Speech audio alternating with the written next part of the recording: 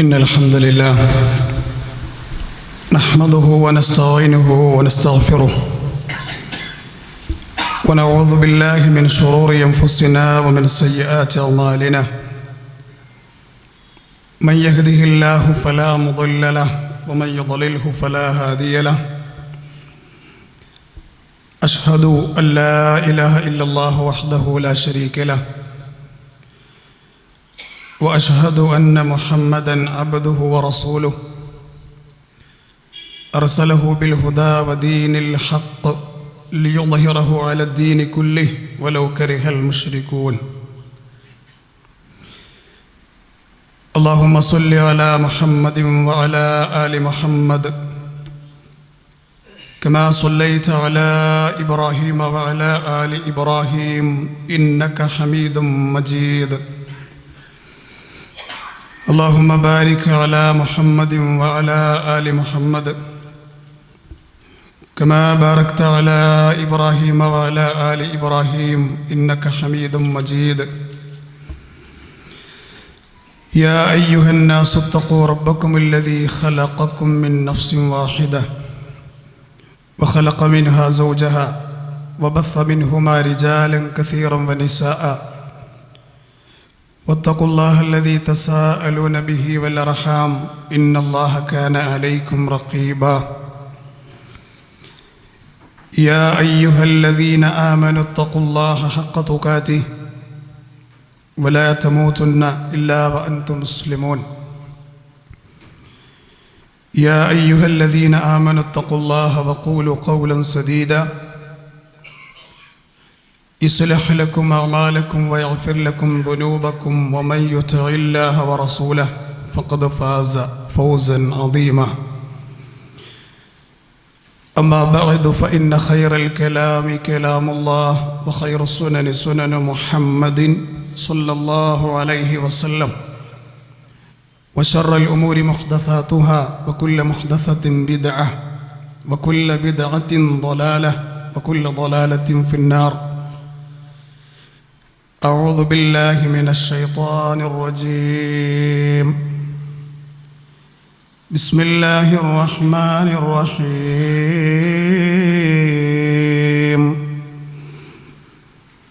وما محمد إلا رسول قد خلت من قبله الرسل أفإن مات أو قتل انقلبتم على أعقابكم ومن ينقلب على عقبيه فلن يضر الله شيئا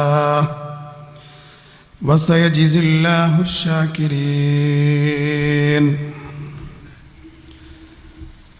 ഏറെ ബഹുമാനമുള്ള സത്യവിശ്വാസികളെ, സർവ്വലോകരക്ഷിതാവും സൃഷ്ടാവുമായ റബ്ബ് സുബ്ഹാനഹു വ തആലയുടെ നിയമങ്ങളും വിധിവിലക്കുകളും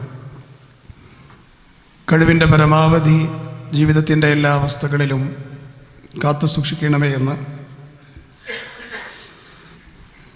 സ്വന്തത്തോടെന്ന പോലെ നിങ്ങൾ ഓരോരുത്തരെയും ഉണർത്തുകയാണ്, വസിയ്യത്ത് ചെയ്യുകയാണ്.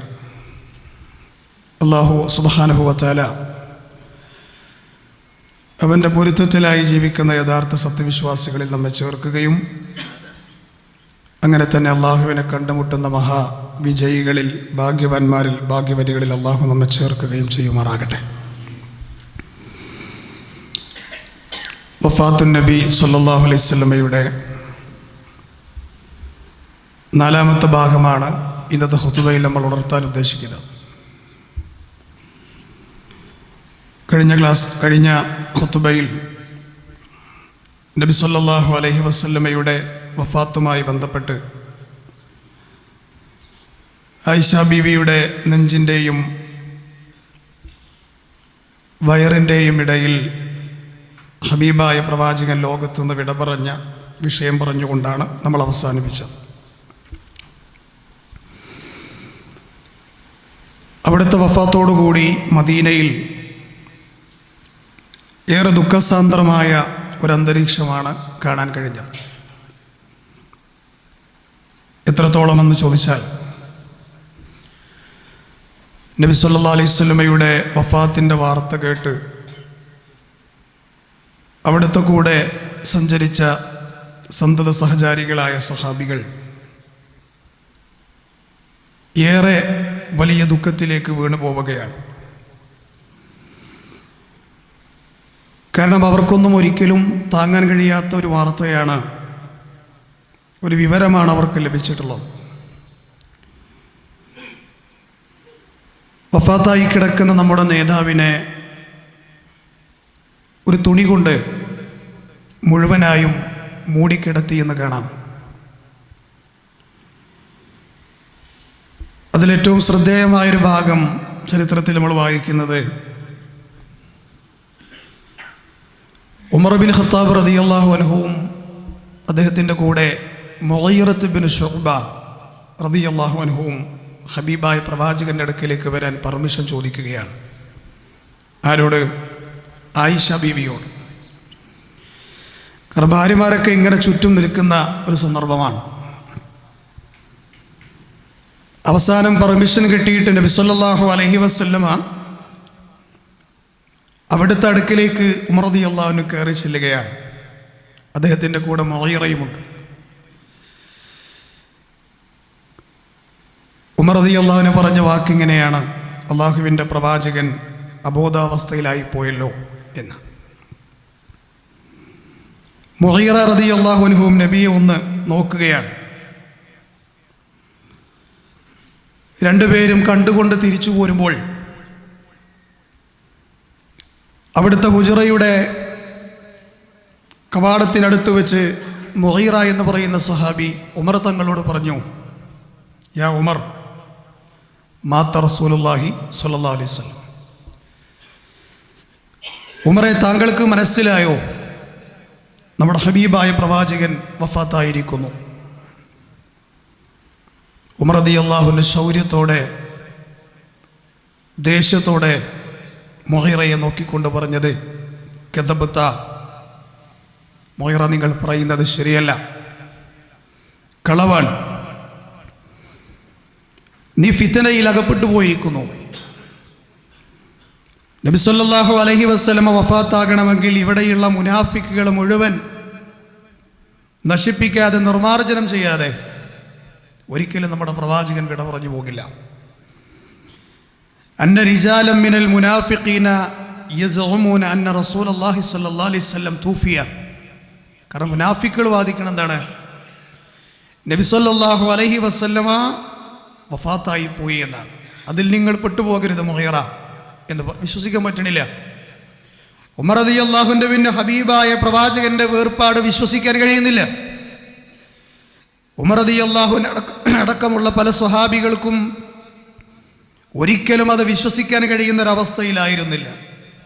അദ്ദേഹം ഉറപ്പിച്ചു പറഞ്ഞു അത്രേ: വ ഇന്ന റസൂലല്ലാഹി സ്വല്ലല്ലാഹു അലൈഹി വസല്ലം വല്ലാഹി മാ മാത്.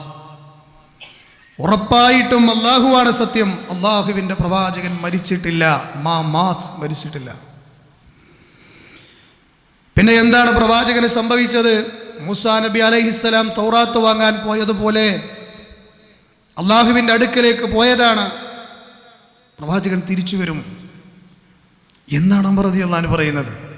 ആലോചിച്ച് നോക്കൂ.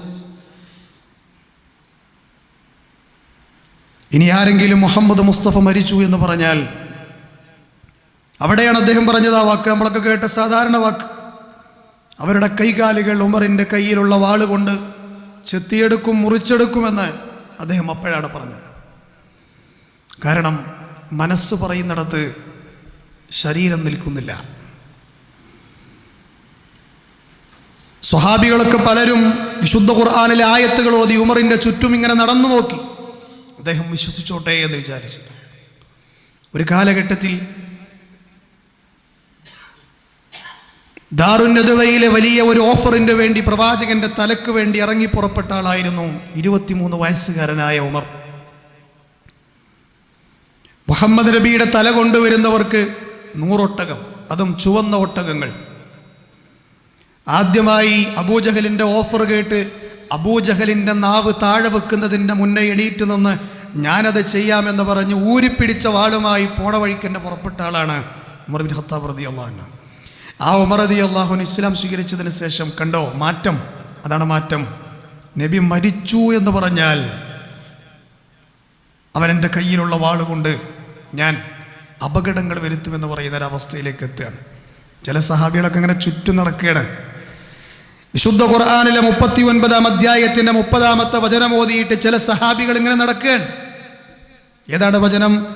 ഇന്നക മയ്യിതുൻ വ ഇന്നഹും മയ്യിതൂൻ, ഇന്നക മയ്യിതുൻ വ ഇന്നഹും മയ്യിതൂൻ. നബിയെ, നിങ്ങൾ മരിക്കും, അവരും മരിക്കും.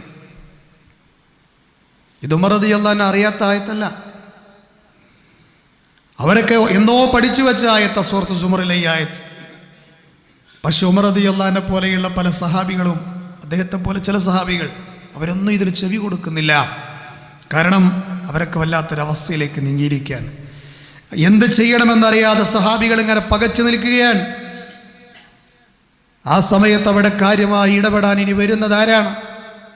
ഹബീബായ പ്രവാചകന്റെ കൂടെ ഹിജറ പോയ, ഹബീബായ പ്രവാചകന്റെ സ്വാഹിബി എന്ന് വിശുദ്ധ ഖുർആൻ പഠിപ്പിച്ച കഴിഞ്ഞ ഖുതുബയിൽ നമ്മൾ പറഞ്ഞു, ഞാനൊരു കൂട്ടുകാരനെ സ്വീകരിക്കുമെങ്കിൽ അത് അബൂബക്കറിനെയാണ് എന്ന് പറഞ്ഞ മഹാനായ അബൂബക്കർ സിദ്ദീഖ് റളിയല്ലാഹു അൻഹു ഹബീബിന്റെ പ്രവാചകന്റെ വഫാത്ത് സമയത്ത് അവിടെ ഇല്ല. അത്യാവശ്യ കാര്യത്തിന് വേണ്ടി വേറൊരിടം വരെ പോയതാണ്. അദ്ദേഹത്തിൻ്റെ മറ്റൊരു താമസ സ്ഥലമായിരുന്നു സുന്നഹ്, അവിടെ വരെ പോയതാണ്. വാർത്ത അറിഞ്ഞ ഉടനെ ഏറ്റവും സ്പീഡിലുള്ള കുതിരപ്പുറത്ത് അദ്ദേഹം സഞ്ചരിച്ച് മദീനയുടെ മണ്ണിലെത്തി. എന്നിട്ട് അള്ളാഹുവിൻ്റെ പ്രവാചകന്റെ അരികിലേക്ക് പ്രവേശിക്കുകയാണ്.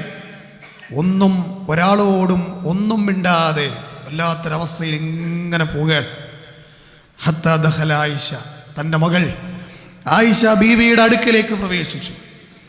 നബി സല്ലല്ലാഹു അലൈഹി വസല്ലമയുടെ ശറഫാക്കപ്പെട്ട ഭൗതിക ശരീരം കിടത്തിയ ഭാഗത്തേക്ക് ചെന്ന സമയത്ത് പ്രത്യേകം ഒരു വരകളുള്ള ഒരു തുണി കൊണ്ട് പ്രവാചകനെ ഫുള്ളായിട്ട് ഇങ്ങനെ മൂടിക്കിടത്തിയിരിക്കുകയാണ്. ഫകശഫ അൻ വജ്ഹിഹി, മുഖം വരെ മൂടിയിട്ടുണ്ട്. ആ വരയുള്ള തുണി മുഖത്ത് നിന്ന് മെല്ലെ അബൂബക്കർ റളിയല്ലാഹു അൻഹു മാറ്റിയിട്ട് അതിലേക്ക് നോക്കുകയാണ്. സുമ്മ അകബ്ബ അലൈഹി ഫഖബ്ബലഹു, എന്നിട്ട് അത് മാറ്റിയിട്ട് ഹബീബായ പ്രവാചകന്റെ നെറ്റിത്തടത്തിൽ ഒരു ഉമ്മ വെക്കുകയാണ്. എന്നിട്ട് ഫബക, അബൂബക്കർ സിദ്ദീഖ് റളിയല്ലാഹു അൻഹു കരയുകയാണ്. എന്നിട്ട് അബൂബക്കർ റളിയല്ലാഹു അൻഹു പറയുന്നു, ബി അബീ വ അൻത വ ഉമ്മീ യാ നബിയല്ലാഹ്, എൻ്റെ പിതാവും എൻ്റെ മാതാവും നബിയെ അങ്ങൊന്നാണ്. വല്ലാഹി, അല്ലാഹുവാണ് സത്യം, ലാ യജ്മഉല്ലാഹു അലൈക മൗതതൈനി അമ്മൽ മൗതതുല്ലതി കുതിബ അലൈക ഫഖദ് മുത്തുഹാ. നബിയെ, നിങ്ങളുടെ മേൽ അള്ളാഹു നിശ്ചയിച്ച ആ മരണമിതാ നിങ്ങളിലേക്ക് വന്നെത്തിയിരിക്കുന്നു. ഒരിക്കലും രണ്ട് മരണം ആർക്കുമില്ലല്ലോ നബിയെ, അള്ളാഹു നിങ്ങൾക്ക് നിശ്ചയിച്ച മരണമിതാ എത്തിയിരിക്കുന്നു എന്നാണ്. എന്താണ് അബൂബക്കർ റളിയല്ലാഹു അൻഹു ചെയ്യുന്നത്? എന്താണ് ഈ ചെയ്യുന്നത്? അബൂബക്കർ റളിയല്ലാഹു അൻഹു ഈ ചെയ്ത പ്രവൃത്തിയെക്കുറിച്ച് ശിർക്കിന് തെളിവുണ്ടാക്കുന്ന ആളുകൾ പറയാറുള്ളത്, ഹബീബായ പ്രവാചകൻ മരണത്തിന്റെ ശേഷവും നമ്മുടെ വിളി കേൾക്കുന്നു എന്ന് പറയാനുള്ള തെളിവായി ഷിയാക്കളിൽ നിന്ന് അച്ചാരം പറ്റിയ ചിലർ കൊണ്ടുവരുന്ന തെളിവാണിത്. എന്നാൽ അബൂബക്കർ റളിയല്ലാഹു അൻഹു ചെയ്തത് അഹ്ലുസുന്നയുടെ പണ്ഡിതന്മാർ വിശദീകരിച്ചത് അങ്ങനെയാണോ? അല്ല. പണ്ഡിതന്മാർ പറഞ്ഞത് എന്താ? അബൂബക്കർ റളിയല്ലാഹു അൻഹു ചെയ്യുന്നത് ഉമർ റളിയല്ലാഹു അൻഹു പോലെയുള്ള അംഗീകരിക്കാത്ത ചില ആളുകൾ അവിടെ ഇങ്ങനെ നടക്കുന്നുണ്ട്, അവരെ ബോധ്യപ്പെടുത്തലായിരുന്നു അദ്ദേഹത്തിൻ്റെ പണി. റസൂലുള്ളാഹി വഫാത്തായി എന്ന് അത് വിശ്വസിക്കാൻ കഴിയാത്തവരെ ബോധ്യപ്പെടുത്താൻ, ബോധ്യപ്പെടുത്താൻ. എന്നിട്ട് ഉമർ റളിയല്ലാഹു അൻഹുവിന്റെ അടുക്കലേക്ക് നേരെ ചെല്ലുകയാണ്. ആ സമയത്തും ജനങ്ങളോട് പുറത്ത് ഇങ്ങനെ തർക്കിച്ചു കൊണ്ടിരിക്കുകയാണ് മഹാനായ ഉമർ ബിൻ ഖത്താബ്. അള്ളാഹുവിന്റെ റസൂല്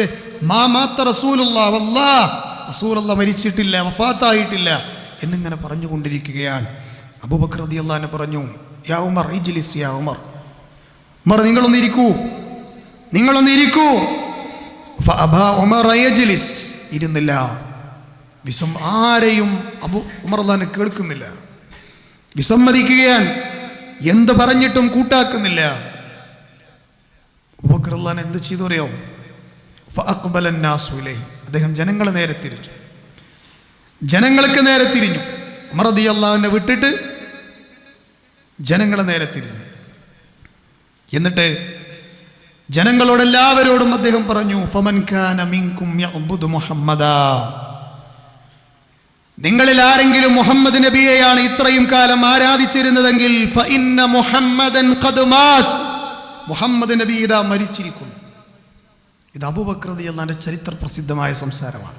ഒരു നല്ല നേതാവിൻ്റെ ക്വാളിറ്റിയാണ് എന്ത്, തൻ്റെ അനുയായികൾക്ക് മുന്നിൽ സങ്കടങ്ങളൊക്കെ ഉണ്ടായിട്ടും അതൊക്കെ ഒതുക്കി വെച്ച് അവരെ അടക്കുക എന്നുള്ളത് നല്ലൊരു നേതാവിൻ്റെ ക്വാളിറ്റിയാണ് അല്ലേ. എന്നിട്ട് അദ്ദേഹം പറഞ്ഞു,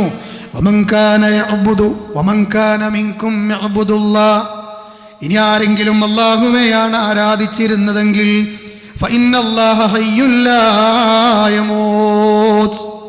അല്ലാഹു ഇതാ മരണപ്പെടാതെ എന്നൊന്നും ജീവിച്ചിരിക്കുന്നുണ്ട്. എന്നിട്ട് വിശുദ്ധ ഖുർആനിലെ 3-ാം അധ്യായത്തിന്റെ 144-ാമത്തെ വചനം ഓതുകയാണ്, വമാ മുഹമ്മദുൻ ഇല്ലാ റസൂൽ, മുഹമ്മദ് നബി നിങ്ങളിൽ ഒരു ദൂതനല്ലാതെ മറ്റാരുമല്ല. ഖദ് ഖലത് മിൻ ഖബ്ലിഹി റുസുൽ, അദ്ദേഹത്തിന്റെ മുന്നേയും ദൂതന്മാർ കഴിഞ്ഞു പോയിട്ടുണ്ട് മനുഷ്യരെ. അഫ ഇമ്മാത ഔ ഖുതില ഖലബതും അലാ അഖാബികും, ആ ഹബീബായ പ്രവാചകൻ കൊല്ലപ്പെടുകയോ മരണപ്പെടുകയോ ചെയ്താൽ നിങ്ങൾ തിരിഞ്ഞു പോവുകയാണോ? ആരെങ്കിലും വമയ്യൻഖലിബ് അലാ ഖിബൈ, ആരെങ്കിലും ഇനി തിരിഞ്ഞു പോവുകയാണോ? ഫലൻ യളുറല്ലാഹ ശൈആ, അല്ലാഹുവിനൊന്നും വരാല്ല.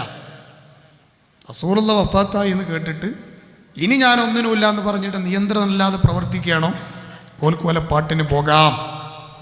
വസയജിസില്ലാഹു ശാക്കിരീൻ, അപ്രകാരം നന്ദി ചെയ്യുന്നവർക്ക് അല്ലാഹു പ്രതിഫലം കൊടുക്കുമെന്നാണ്. ഈ ആയത്ത് എവിടെ ഇറങ്ങിയതാ? ഈ ആയത്ത് ഇറങ്ങുന്നത് ഹിജറയുടെ 3-ാമത്തെ വർഷം മദീനയുടെ 5 കിലോമീറ്റർ അപ്പുറത്തുള്ള ചുട്ടുപൊള്ളുന്ന ഉഹദിന്റെ രണഭൂമിയിൽ ഇറങ്ങിയ വചനമാണ്.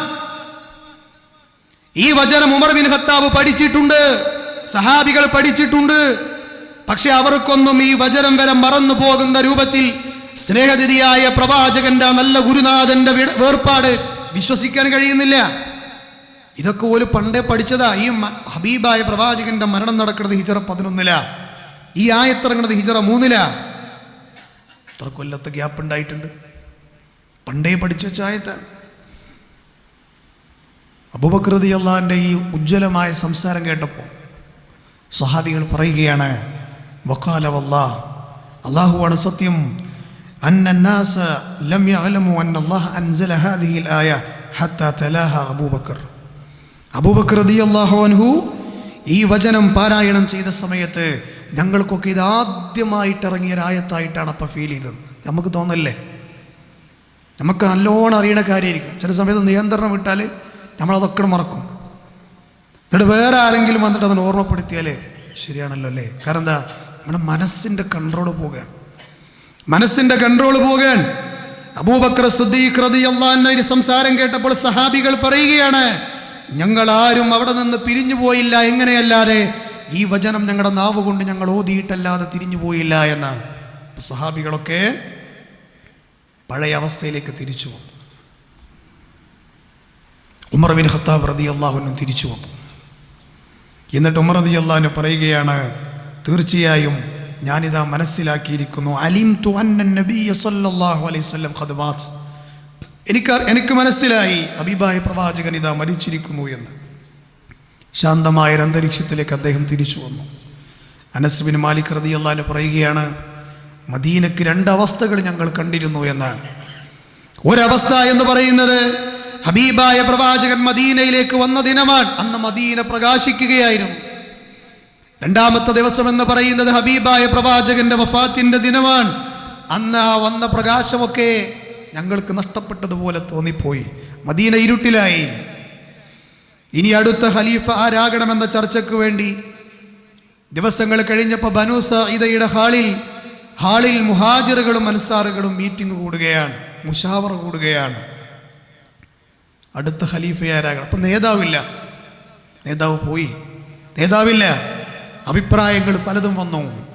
അവസാനം അബൂബക്കർ റളിയല്ലാഹു അൻഹുവിനെ ഖലീഫയായി സഹാബികളെല്ലാം നിയമിച്ചു. അതിന് ചില കാരണങ്ങൾ സഹാബികൾ തന്നെ പറഞ്ഞു. ഖലീഫയാകേണ്ടത് അബൂബക്കർ തന്നെയാണ്. കാരണം നബി സുഖമില്ലാതെ കിടന്നപ്പോൾ ഇമാമായി നബി തിരഞ്ഞെടുത്തത് അദ്ദേഹത്തെയാണ്. കഴിഞ്ഞ ഖുതുബയിൽ പറഞ്ഞു. രണ്ടാമത്തെ കാരണമായി പറഞ്ഞത് ഹബീബായ പ്രവാചകന്റെ കൂടെ ഹിജറയ്ക്ക് വേണ്ടി തെരഞ്ഞെടുത്ത ഏക സഹാബി അദ്ദേഹമാണ്. മൂന്നാമത്തെ കാരണമായി പറഞ്ഞത് സൗർ ഗുഹയിൽ പ്രവാചകന്റെ കൂടെ അല്ലാഹു വിശുദ്ധ ഖുർആനിൽ സ്വാഹിബ് എന്ന് വിശേഷിപ്പിച്ച വ്യക്തി അദ്ദേഹമാണ്. അങ്ങനെ കുറേ കാരണങ്ങൾ പറഞ്ഞു. അങ്ങനെ ഖലീഫയായി അവരോധിക്കപ്പെട്ടു.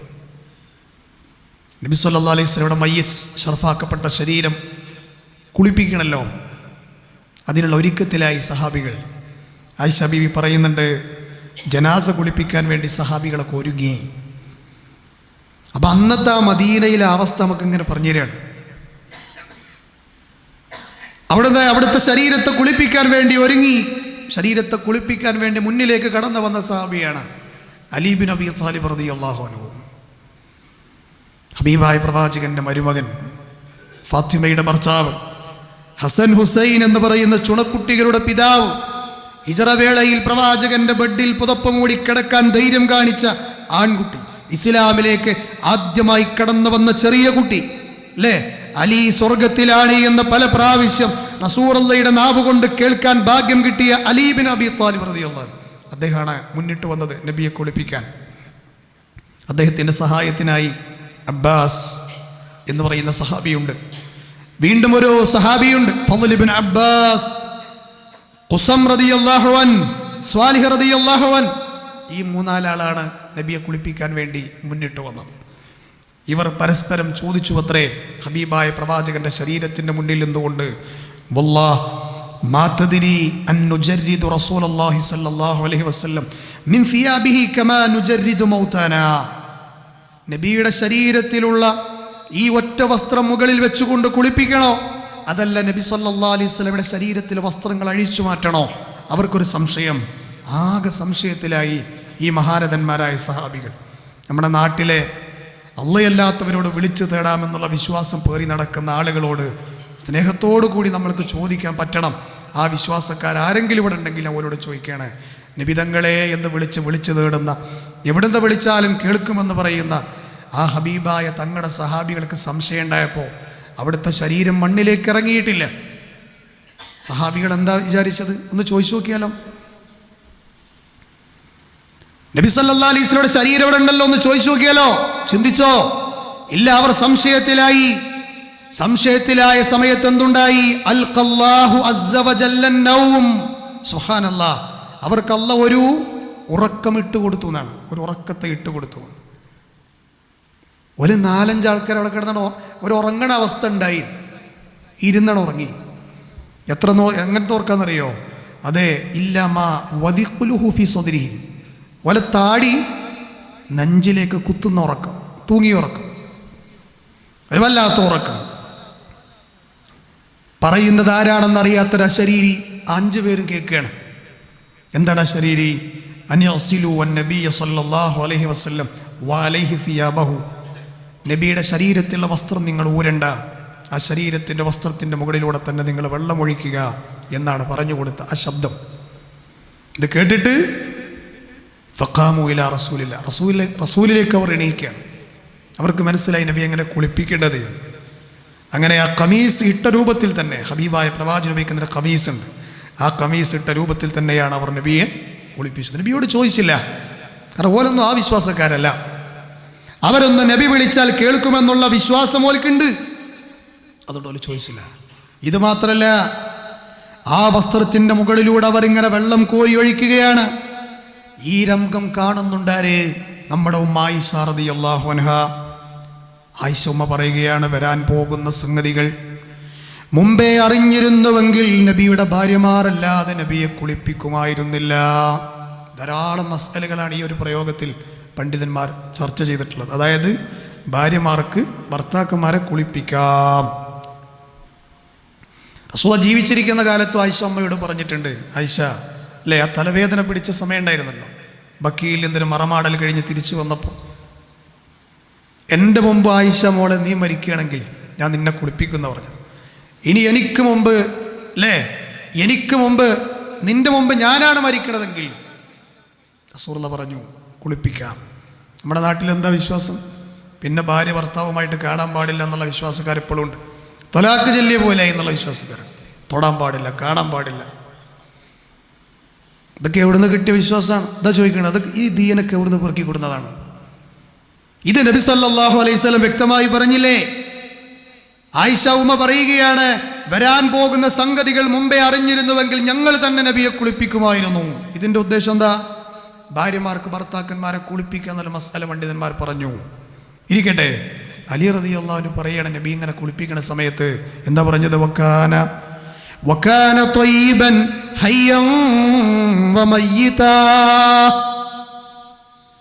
നബി സല്ലല്ലാഹു അലൈഹി വസല്ലമ ജീവിച്ചിരിക്കുമ്പോഴും അവിടുന്ന് വഫാത്തായി കഴിഞ്ഞതിന് ശേഷവും അവിടുത്തെ ശരീരം എന്തൊരു ത്വയ്യിബാണ്, എന്തൊരു പരിശുദ്ധമായ ശരീരമാണെന്ന് അലി റളിയല്ലാഹു അൻഹു പറയുകയാണ്. ഇങ്ങനെ കുളിപ്പിക്കലൊക്കെ കഴിഞ്ഞു. ആയിഷ ബീവി പറയുകയാണ്, 3 തുണിയിൽ പ്രവാചകനെ പൊതിയുകയാണ്. ബീളിൻ സുഹൂലിയത്തിൻ മിൻ കുർസുഫിൻ ലൈസ ഫീഹാ ഖമീസും വലാ അമാമ. കുപ്പായമോ തലപ്പാവോ കൂടാതെ തന്നെ നബിയെ 3 കഷ്ണം തുണിയിൽ പൊതിഞ്ഞു. നബിയുടെ മേൽ ജനാസ നിസ്കാരം നടന്നു. സഹാബികളെല്ലാവരും റസൂലുള്ളാഹിക്ക് വേണ്ടി നമസ്കരിച്ചു. ആദ്യം മുതിർന്ന സഹാബികൾ, പിന്നീട് സ്ത്രീകൾ, പിന്നീട് കുട്ടികൾ. അങ്ങനെയാണ് നബിക്ക് വേണ്ടി മയ്യത്ത് നിസ്കരിച്ചത്. ആലോചിച്ച് നോക്കൂ നിങ്ങൾ. പിന്നീടുണ്ടായ ചർച്ച എന്താണെന്നറിയുങ്ങൾ? നബി സല്ലല്ലാഹു അലൈഹി വസല്ലമയുടെ ശറഫാക്കപ്പെട്ട ശരീരം എവിടെയാണ് മറമാടേണ്ടത്? എവിടെയാണ് മറമാടേണ്ടത്? ചിലർ പറഞ്ഞു, മക്കയിലല്ലേ ഹബീബായ പ്രവാചകൻ ജനിച്ചത്, അങ്ങോട്ട് കൊണ്ടുപോകാം. സഹാബികൾക്കിടയിൽ ഉണ്ടായ ചർച്ചയാണ്. ചിലർ പറഞ്ഞത് മദീനയിലെ പൊതുശ്മശാനിയായ ബഖീഉൽ അർഖദിൽ കൊണ്ടുപോയി മറമാടാം. ആ രംഗം കണ്ടുവന്ന ആയിഷ ഉമ്മ പറഞ്ഞു തരികയാണ്, ഇഖ്തലഫു ഫീ ദഫ്നിഹി. നബിയെ മറമാടേണ്ടത് എങ്ങനെയെന്നുള്ള വിഷയത്തിൽ ഭയങ്കര തർക്കമായി. ആ തർക്കം എവിടെ വരെ എത്തിയെന്ന് വെച്ചാൽ ഒരു വലിയ ഉന്തും തള്ളിൻ്റെ വക്കിൽ വരെ എത്തിപ്പെട്ടതാണ്. അവസാനം അബൂബക്കർ റളിയല്ലാഹു അൻഹു ഇടപെട്ടുകൊണ്ട് പറയുകയാണ്, സമിഅ്തു റസൂലല്ലാഹ് സ്വല്ലല്ലാഹു അലൈഹി വസല്ലം ശൈഅൻ മാ നസീതുഹു മാ ഖബലല്ലാഹു നബിയൻ ഇല്ലാ ഫിൽ മൗളൂഇ അല്ലദീ യുഹിബ്ബു അൻ യുദ്ഫന ഫീഹി. ഒരു പ്രവാചകൻ എവിടെ വെച്ചുകൊണ്ടാണോ മരണപ്പെടുന്നത് അവിടെ തന്നെയാണ് മറമാടേണ്ടത് എന്ന് നബി പറയുന്നത് ഞാൻ കേട്ടിക്കണ്. അപ്പോൾ ഒരു പ്രവാചകൻ എവിടെയാണോ അള്ളാഹ് മറമാടാൻ ഉദ്ദേശിക്കുന്നത് അവിടെ മരിപ്പിക്കുള്ളൂ. ആ പ്രവാചക പരമ്പരയിൽ അവസാനത്തെ കണ്ണിയാണ് മുഹമ്മദ് മുസ്തഫ സ്വല്ലല്ലാഹു അലൈഹി വസല്ലം. അപ്പോൾ ആയിഷ ബീവിയുടെ റൂമിലാണ് ഇപ്പോൾ ഉള്ളത്. ആയിഷ ബീവിയുടെ റൂമിൽ ഹുജറയിൽ ഹബീബായ പ്രവാചകനെ കടത്തിയ കട്ടിലുമെല്ലാം മാറ്റിയിട്ട് അവിടെ ഖബർ കുഴിച്ചു. അപ്പോൾ അത് തീരുമാനമായി. അപ്പോഴും സഹാബികൾ നബിയോട് ചോദിച്ചില്ല, തങ്ങളെ യാ റസൂലല്ലാഹ്, ഞങ്ങൾക്കിടയിൽ തർക്കമാണ് നബിയെ, നിങ്ങൾ എവിടെയാണ് മറമാടേണ്ടത് ചോദിച്ചില്ല. ഈ ഓരിമുക്കിൽ നിന്ന് കാസർഗോഡ് ജില്ലയിൽ നിന്ന് മദീനയിൽ കിടക്കുന്ന നബിയെ വിളിക്കുന്നു, നബിയെ എന്താ വിശ്വാസം? കേൾക്കുന്നുണ്ട് ഞങ്ങളെ നേതാവ്. സഹാബികൾ തർക്കമുണ്ടായപ്പോൾ പോലും ചോദിച്ചില്ല, നബിയെ ഒന്ന് വിരൽ ചൂണ്ടി പറഞ്ഞു തരാമോ നബിയെ, എവിടെയാണ് നിങ്ങളുടെ ഖബർ ഒരുങ്ങേണ്ടത്? നബിയെ കുറിച്ച് അങ്ങനത്തെ ഒരു വിശ്വാസം ഉണ്ട്. ഓല് തമ്മിൽ ചർച്ച ചെയ്യോ വിഷയം ഇല്ല. അത് മര്യാദക്കേടല്ലേ? നബി ഉണ്ടാകുന്ന സമയത്ത് ഒരിക്കലും നബി കേൾക്കുന്ന അവസ്ഥയിലാണെങ്കിൽ ഓല് പരസ്പരം ചർച്ച ചെയ്യൂല. അപ്പം അങ്ങനത്തെ ഒരു വിശ്വാസം അവർക്ക് ഇല്ലയെന്ന് ഇതിൽ നിന്ന് കൂടി നമുക്ക് മനസ്സിലാക്കാൻ പറ്റും അല്ലേ? അങ്ങനെ ആ സ്ഥലത്ത് തന്നെ നബിയെ മറമാടുകയാണ്.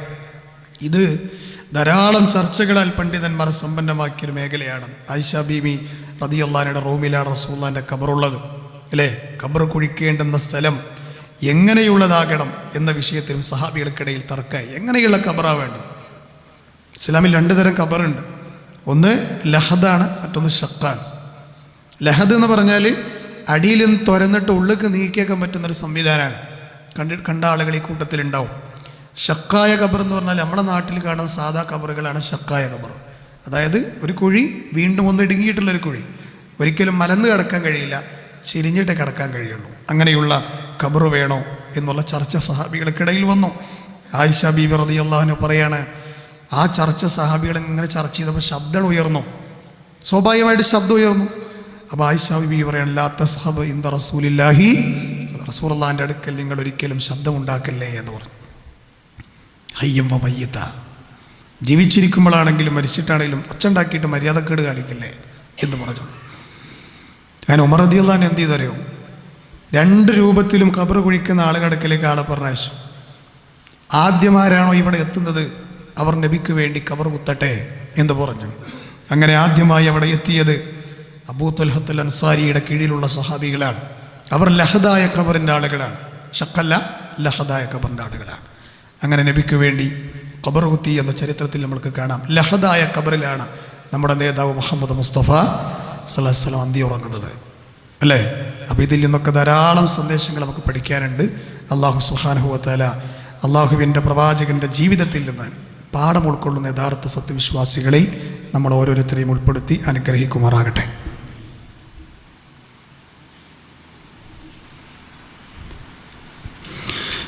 അൽഹംദുലില്ലാഹ് വസ്സലാത്തു വസ്സലാമു അലാ റസൂലില്ലാഹ് വഅലാ ആലിഹി വസഹ്ബിഹി അജ്മഈൻ, അമ്മാ ബഅദ്. അള്ളാഹുവിനെ സൂക്ഷിക്കണമേ എന്നൊരിക്കൽ കൂടി എന്നെയും നിങ്ങളെയും ഉണർത്തുകയാണ്. ഹബീബായ പ്രവാചകൻ്റെ ശരീരം ഖബറിലേക്ക് ഇറക്കുകയാണ്. ഖബറിലേക്ക് ഇറക്കിയതും അലി റളിയല്ലാഹു അൻഹു ആണ്.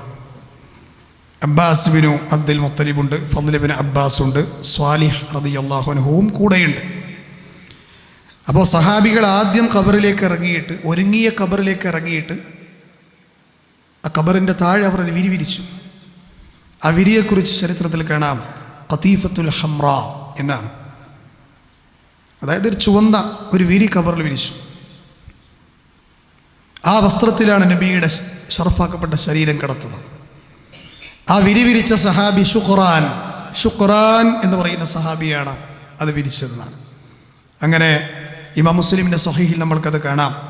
പണ്ഡിതന്മാർ പറയുന്നുണ്ട് ആ ഹദീസിൻ്റെ വിഷയത്തിൽ, ജുഇല ഫീ ഖബരി റസൂലുള്ളാഹി സ്വല്ലല്ലാഹു അലൈഹി വസല്ലം ഖതീഫത്തുൽ ഹംറ. ഇമാം മുസ്ലിമിൻ്റെ ഹദീസാണ്, ചുവന്ന വിരി വിരിച്ചിട്ട് അതിലാണ് കിടത്തിയത്.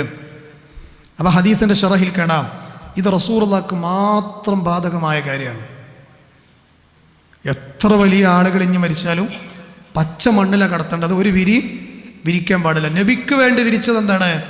അത് റസൂലുള്ളാഹിൻ്റെ നിർദ്ദേശം, ഇസ്ലാമിൻ്റെ സന്ദേശം, അതുപോലെ തന്നെ ഹബീബായ പ്രവാചകൻ്റെ മാത്രം പ്രത്യേകതയിൽപ്പെട്ട കാര്യമാണ്. അങ്ങനെ നബിയുടെ ജനാസയടക്കം കഴിഞ്ഞു.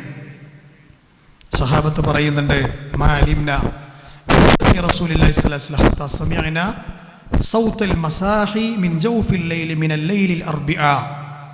ഒരു തിങ്കളാഴ്ചയാണ് നബി വഫാത്താണത്. ശരീരം മറമാടുന്നത് ബുധനാഴ്ചയാണ്. പല കാരണങ്ങൾ കൊണ്ടാണ് റസൂലുള്ളാഹിന്റെ ശരീരം മറമാടാൻ അവിടെ ഇങ്ങനെ സഹാബികൾ നിലനിർത്തിയത്. ധാരാളം ചർച്ചകൾ അതിൽ നമ്മൾ അങ്ങോട്ട് പോകുന്നില്ല. ഒരു ബുധനാഴ്ച രാത്രിയാണ് റസൂലുള്ളാഹിന്റെ ശരീരം മറമാടുന്നത്. അപ്പം രാത്രിയും മയ്യത്ത് മറമാടാം. ആൾക്കാരുടെ വിശ്വാസം രാത്രി മയ്യത്ത് മറമാടാൻ പാടില്ല എന്നാണ്. അങ്ങനെയൊന്നുമില്ല, നമ്മുടെ സൗകര്യം പോലെ ഏത് സമയത്തും നമുക്ക് ആവാം.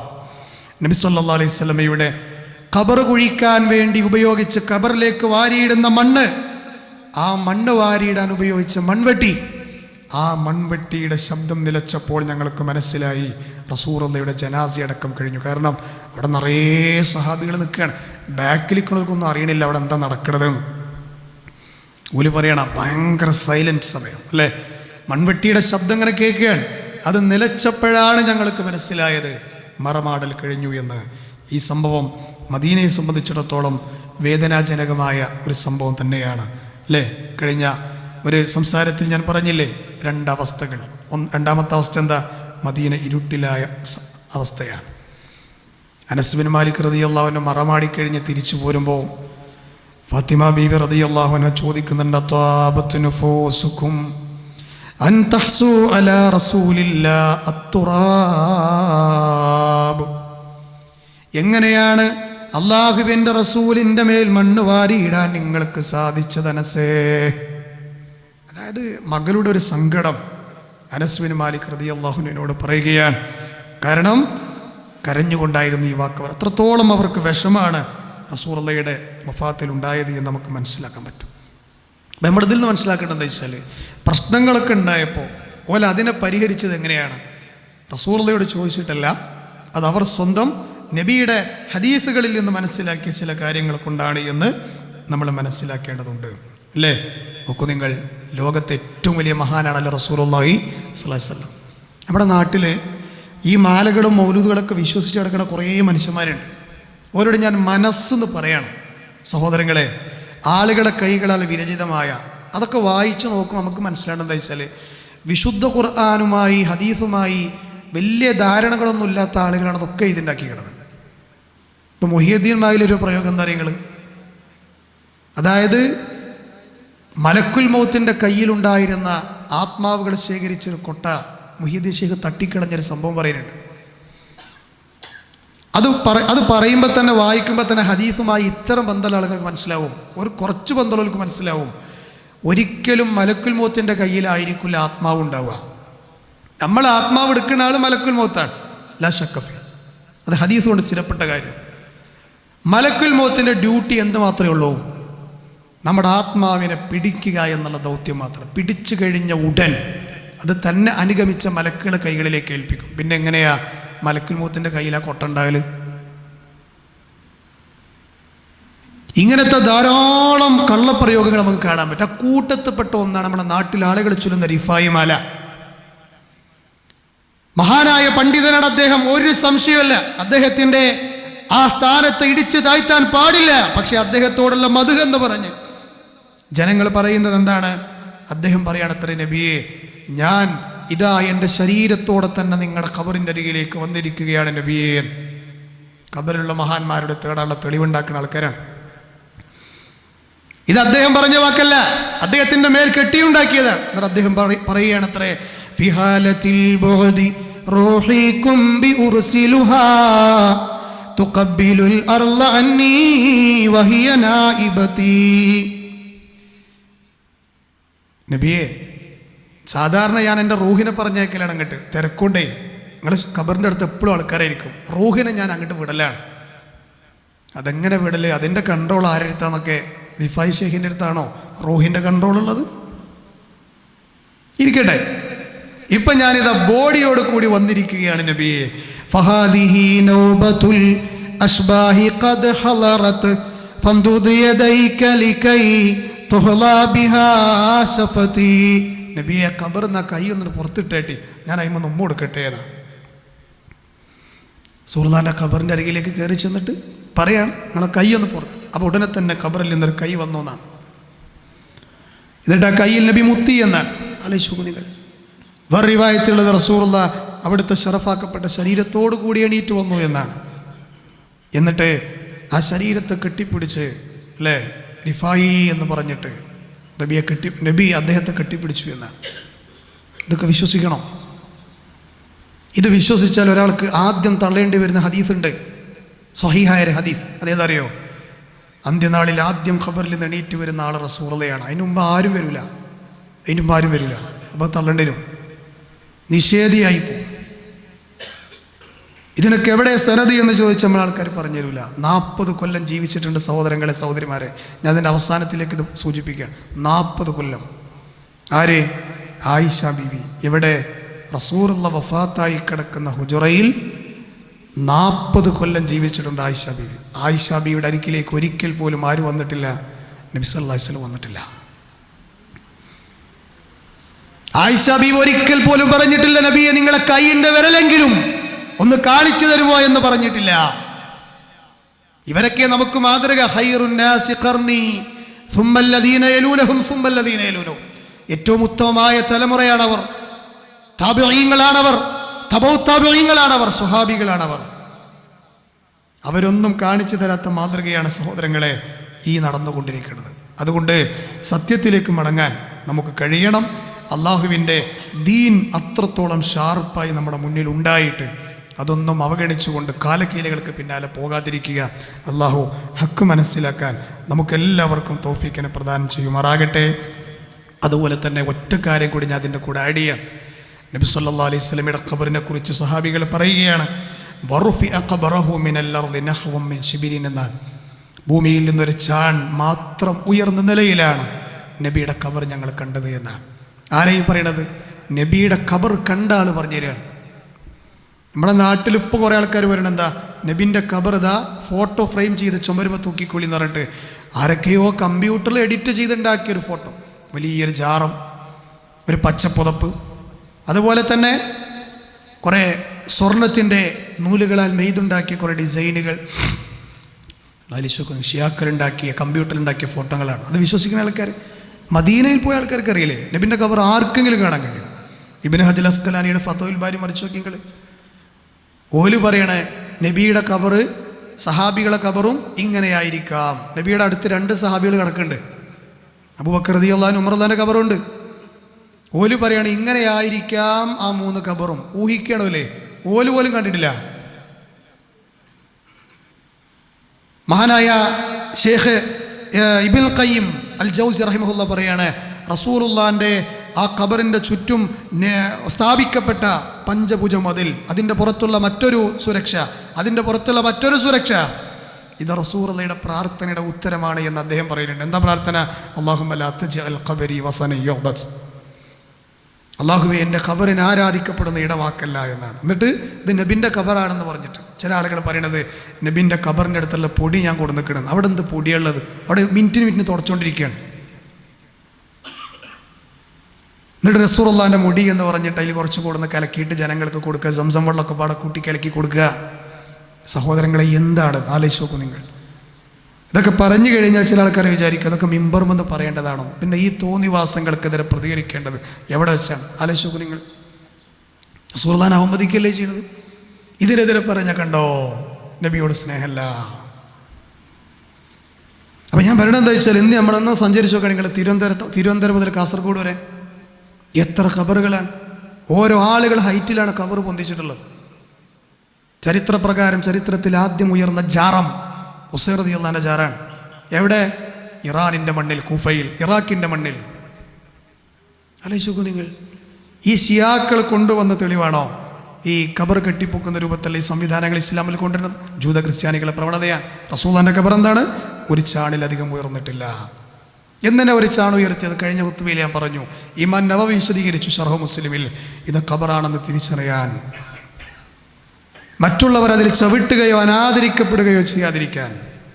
ഇമാം നവവി ഇത്ര വരെ പറഞ്ഞു, ഖബർ എന്ന വാരിയിട്ട മണ്ണ് അതിലധികം ഒരു കൊത്തതിലേക്ക് ഇടാൻ പാടില്ല എന്നൊക്കെ പഠിപ്പിച്ചു. എന്താ ഈ ഖബറുമായി ബന്ധപ്പെട്ട് എന്തെല്ലാം ഖുറാഫാത്തുകളാണ് നമ്മുടെ നാട്ടിൽ നടക്കുന്നത്. അതുകൊണ്ട് സത്യം ഉൾക്കൊള്ളാൻ, പാഠം ഉൾക്കൊള്ളാൻ അള്ളാഹു നമുക്കെല്ലാം തൗഫീഖിനെ പ്രദാനം ചെയ്യുമാറാകട്ടെ. ഹബീബായ പ്രവാചകൻ പഠിപ്പിച്ച യഥാർത്ഥ വഴിയിലൂടെ മുന്നോട്ട് പോകാൻ, അങ്ങനെയുള്ള യഥാർത്ഥ മുത്തബിഅ സുന്നകളിൽ ഉൾപ്പെടാൻ അള്ളാഹു നമ്മെ എല്ലാം അനുഗ്രഹിക്കുമാറാകട്ടെ. താങ്ങാൻ കഴിയാത്ത പരീക്ഷണങ്ങളിൽ നിന്നും അതുപോലെയുള്ള മുസീബത്തുകളിൽ നിന്നും റബ്ബ് നമ്മെ എല്ലാവരെയും കാത്തുരക്ഷിക്കുമാറാകട്ടെ. നാളെ പരലോകത്തൊരു വിഭാഗത്തെ സ്വർഗത്തിലേക്കും മറുവിഭാഗത്തെ നരകത്തിലേക്കും അള്ളാഹു തിരിച്ചുവിടുമ്പോൾ സ്വർഗത്തിലേക്ക് സന്തോഷത്തോടെ കടന്നു പോകുന്ന മഹാഭാഗ്യവാന്മാരിൽ, വിജയികളിൽ അള്ളാഹു നമ്മെ ചേർക്കുമാറാകട്ടെ. പ്രാർത്ഥന കൊണ്ട് വസിയത്ത് ചെയ്ത ഒരുപാട് ആളുകളുണ്ട്. വലിയ വലിയ രോഗങ്ങളാൽ അടിമപ്പെട്ട് ജീവിക്കുന്ന ധാരാളം ആളുകൾ, ചെറുതും വലുതുമായ പ്രയാസങ്ങളാൽ ജീവിക്കുന്ന വേറെയും ആളുകൾ. അള്ളാഹു ശാരീരികമായ പ്രയാസങ്ങൾ അനുഭവിക്കുന്നവർക്കെല്ലാം ഷിഫാഉൻ ആജിൽ നൽകി അനുഗ്രഹിക്കുമാറാകട്ടെ. താങ്ങാൻ കഴിയാത്ത വലിയ വലിയ രോഗങ്ങളിൽ നിന്നും പരീക്ഷണങ്ങളിൽ നിന്നും റബ്ബ് നമ്മയും ബന്ധപ്പെട്ടവരെയും ഒക്കെ കാത്തു രക്ഷിക്കുമാറാകട്ടെ. മാനസികമായി പ്രതിസന്ധികൾ അനുഭവിക്കുന്ന ധാരാളം ആളുകൾ പ്രാർത്ഥന കൊണ്ട് വസിയത്ത് ചെയ്തിട്ടുണ്ട്. ഈ കൂട്ടത്തിലും ഉണ്ടാകാം. അള്ളാഹു മാനസികമായ എല്ലാ വിഷമതകളിൽ നിന്നും നമ്മയെല്ലാം കാത്തുരക്ഷിച്ച് സന്തോഷമുള്ള നിർഭയത്വമുള്ള ജീവിതം 2 ലോകത്തും നൽകി അനുഗ്രഹിക്കുമാറാകട്ടെ. നമ്മുടെ ഇടകളിൽ നിന്നും മക്കളിൽ നിന്നും അള്ളാഹു നമുക്ക് കൺകുളിർമ പ്രദാനം ചെയ്യുമാറാകട്ടെ. ഫിലിസ്തീനിലെ നമ്മുടെ സഹോദരി സഹോദരങ്ങളെ നിങ്ങൾ മറക്കാതിരിക്കുക. അവർക്ക് വേണ്ടി നമ്മൾക്ക് കൊടുക്കാനുള്ളത് മൂർച്ചയേറിയ ആയുധമായ പ്രാർത്ഥന തന്നെയാണ്. അള്ളാഹു ആ നാട്ടിലുള്ള ആളുകൾക്ക് ക്ഷമയും സഹനവും ധാരാളം പ്രദാനം ചെയ്യുമാറാകട്ടെ. അവർക്ക് സുരക്ഷ പ്രദാനം ചെയ്യുമാറാകട്ടെ. അവരുടെ മേൽ അക്രമങ്ങൾ ചൊരിയുന്ന ജൂത പരീക്ഷകൾ അവർക്ക് വേണ്ടി ഒത്താശ പാടുന്ന ആളുകൾ 2 ലോകത്തും അള്ളാഹു അവർക്ക് അർഹമായ നിന്ദിത പ്രദാനം ചെയ്യുമാറാകട്ടെ. അത്തരത്തിലുള്ള ശത്രുക്കളുടെ, ഇസ്ലാം വിരോധികളുടെ കരാളഹസ്തങ്ങളിൽ നിന്ന് നമ്മുടെ ഇന്ത്യ മഹാരാജ്യത്തെയും അള്ളാഹു കാത്തുരക്ഷിക്കുമാറാകട്ടെ. അതുപോലെ തന്നെ നമ്മളിൽ നിന്ന് വിട പറഞ്ഞു പോയ ധാരാളം ആളുകളുണ്ട്. അള്ളാഹു അവർക്കെല്ലാം മഗ്ഫിറത്തും റഹ്മത്തും പ്രദാനം ചെയ്യുമാറാകട്ടെ. നോക്കൂ നിങ്ങൾ, സൗദി അറേബ്യയിലെ ഗ്രാൻഡ് മുഫ്തിയുടെ മരണം എല്ലാവരും അറിഞ്ഞിട്ടുണ്ടാകും. നമ്മൾ അദ്ദേഹത്തിന് വേണ്ടി പ്രാർത്ഥിക്കണം. ഇസ്ലാമിക ലോകത്തിൻ്റെ വേണ്ടി ധാരാളം സംഭാവനകൾ ചെയ്തൊരു മഹാപണ്ഡിതനാണ് അദ്ദേഹം. 20-ാമത്തെ വയസ്സിൽ കാഴ്ച നഷ്ടപ്പെട്ട് ജീവിതത്തിലുടനീളം എന്നാലും അള്ളാഹുവിൻ്റെ ദീനിനോടുള്ള സ്നേഹം കൊണ്ട് അഗാധമായി ദീനെ പഠിച്ചെടുത്ത് ഒരു രാജ്യത്തിൻ്റെ ഇസ്ലാമിക മുസ്ലിങ്ങളുടെ തലസ്ഥാന നഗരി എന്നറിയപ്പെടുന്ന സൗദി അറേബ്യയുടെ മണ്ണിലെ ഗ്രാൻഡ് മുഫ്തിയായി ആ പദവിയിലേക്ക് എത്തിപ്പെടാൻ വരെ അള്ളാഹു അദ്ദേഹത്തിന് തൗഫീഖ് നൽകി. അദ്ദേഹം കഴിഞ്ഞ ദിവസങ്ങളിൽ മരണപ്പെട്ടു പോയ വാർത്ത നമ്മൾ കേട്ടു. അദ്ദേഹത്തിൻ്റെ ശിഷ്യൻ്റെ ഒരു വാക്ക് കൂടി ഞാൻ നിങ്ങളെ കേൾപ്പിക്കുകയാണ്. അദ്ദേഹം ഹോസ്പിറ്റലിൽ അവസാനമായി കിടക്കുമ്പോൾ ശിഷ്യനോട് ആവശ്യപ്പെട്ടത് കിതാബുകൾ വായിച്ച് കേൾപ്പിച്ചു കൊടുക്കാനാണ്. അത് വിലക്കിയ നഴ്സന്മാരോട് അദ്ദേഹം ആവശ്യപ്പെട്ടത് ഒന്ന് മാത്രമാണ്, അത് മാത്രം നിങ്ങൾ എനിക്ക് വിലക്കരുത് എന്നാണ്. ദീന് കേട്ടിട്ടാണ് അദ്ദേഹത്തിൻ്റെ വിട പറയൽ. ദിവസത്തിൽ ഓരോ 3 ദിവസം കഴിയുമ്പോഴും വിശുദ്ധ ഖുർആൻ ഓതി തീർത്തിരുന്ന മഹാനവറുകളാണ് ആലു ഷെയ്ഖ് റഹിമഹുല്ല. അദ്ദേഹം ഈ ലോകത്ത് നിന്ന് വിട പറഞ്ഞു പോയി. 2 കണ്ണുള്ള ആൾക്കാരാണ് നമ്മൾ ഓരോരുത്തരും. വിശുദ്ധ ഖുർആനുമായി എത്രത്തോളം നമ്മൾ ബന്ധം പുലർത്തുന്നുണ്ട് എന്ന് നമ്മൾ ആ വിഷയത്തിൽ കൂടി ആലോചിക്കേണ്ടതാണ്. അള്ളാഹു അദ്ദേഹത്തിന് മഗ്ഫിറത്തും മർഹമത്തും പ്രദാനം ചെയ്യുമാറാകട്ടെ. അദ്ദേഹത്തിൻ്റെ ഖബറിടം അള്ളാഹു സന്തോഷത്തിലാക്കി കൊടുക്കുമാറാകട്ടെ. അദ്ദേഹത്തിലൂടെ ലോകത്തിന് വിരചിതമായ കിതാബുകൾ ഒരുപാട് ആളുകൾക്ക് വെളിച്ചമേഖല അള്ളാഹു തൗഫീഖ് പ്രദാനം ചെയ്യുമാറാകട്ടെ. അല്ലാഹുമ്മ ഗ്ഫിർ ലിൽ മുഅ്മിനീന വൽ മുഅ്മിനാത്ത് വൽ മുസ്ലിമീന വൽ മുസ്ലിമാത്ത് അൽ അഹ്യാഇ മിൻഹും വൽ അംവാത്ത് ഇന്നക മുജീബു ദഅവാതി യാ ഖാദിയൽ ഹാജാത്ത്. اللهم أعز الإسلام والمسلمين وأذل الشرك والمشركين. اللهم أجرنا من النار. اللهم أجرنا من النار. اللهم أجرنا من النار. ربنا تقبل منا إنك أنت السميع العليم وتب علينا إنك أنت التواب الرحيم. ربنا آتنا في الدنيا حسنة وفي الآخرة حسنة وقنا عذاب النار. آمين آمين برحمتك يا أرحم الراحمين.